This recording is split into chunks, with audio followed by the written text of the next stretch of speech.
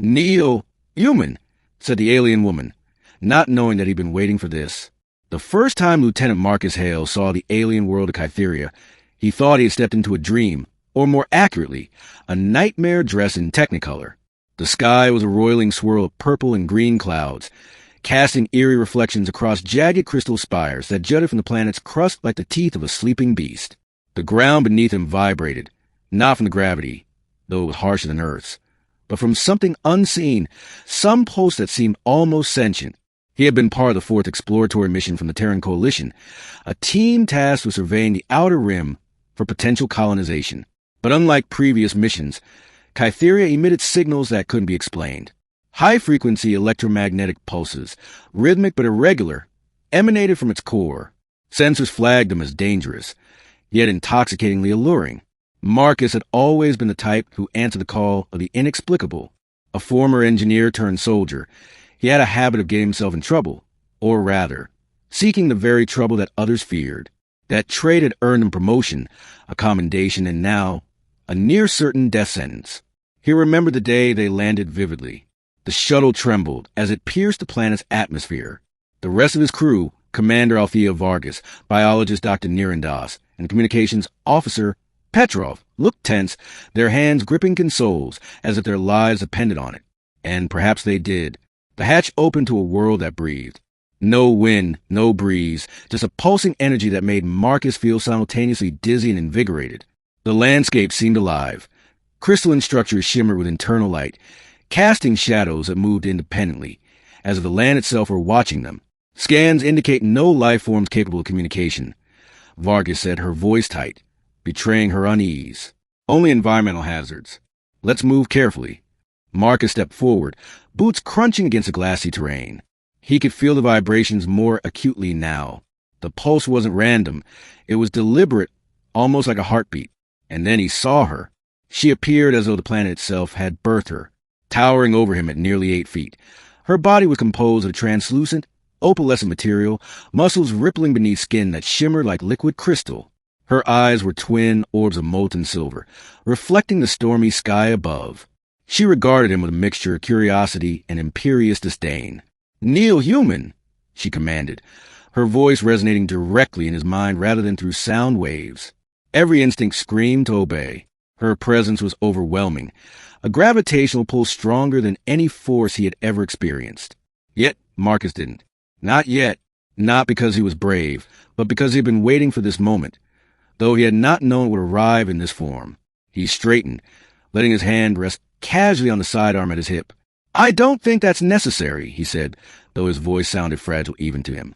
The alien's lips, or whatever the equivalent of lips she possessed, curved in a smile that was both terrifying and tantalizing. "Do you not understand tradition of my kind? You do not kneel. You are an insolent creature. Insolence is dangerous." Marcus suppressed a shiver.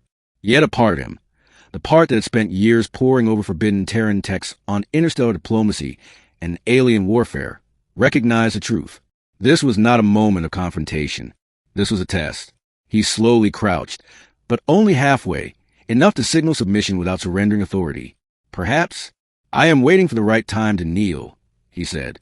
Her eyes narrowed, analyzing him as if peeling back layers of thought. Marcus felt exposed but unafraid. He had rehearsed this. Years ago, he had stumbled upon the legend of the Kytherian Ascendant, a being capable of granting unimaginable power to a human who could withstand the psychic resonance of their home world. Only one had ever returned. That account had been dismissed as myth. Yet something in the alien woman's gaze confirmed that myth might be closer to reality than anyone dared imagine. "Kneeling is not a matter of choice," she said, though the tilt of her head betrayed uncertainty. "It is recognition of the balance of power." And yet, Marcus didn't respond immediately. Instead, he let the silence stretch, letting the vibrations of the planet sync with his heartbeat. He remembered the countless simulations, the failures, the mental conditioning. This was no ordinary test of strength. This was a test of patience, of mind, of character. Finally, he spoke. "Then perhaps I've been kneeling all along, in spirit, waiting for the moment when you would recognize me, not as a human, but as someone worthy of this planet's trust." The alien woman's eyes widened slightly, a flash of surprise, almost amusement. Her form shimmered as if the light itself could not contain her. You speak with confidence, yet humility. Curious. Marcus straightened fully. He could feel the tension in the air, the energy of the world bracing for what was next. And then she moved, not towards him, but above him, her presence encompassing him entirely. You understand the nature of the ascendant, she said. Few humans do. Few survive long enough to comprehend the responsibility it entails. I've waited my whole life for this, Marcus admitted, and I'm ready. For the first time, she laughed, not a sound, but a vibration that resonated deep in his chest. It was the sound of galaxies colliding, of stars being born and die in a heartbeat. Bold, she murmured, perhaps too bold. Suddenly, the landscape around them shifted. Crystals rose higher, pulsing with brighter light, casting shadows that danced like living entities. Marcus felt a surge of energy, his body tingling, senses heightened beyond anything humanly possible. The pulse of the planet had merged with his own heartbeat, syncing in a rhythm that transcended language, culture, and biology. Kneel now, she said again, though this time was almost a whisper, a test rather than command. Marcus closed his eyes briefly, then dropped to one knee. The act was ceremonial but deliberate, a fusion of respect and readiness.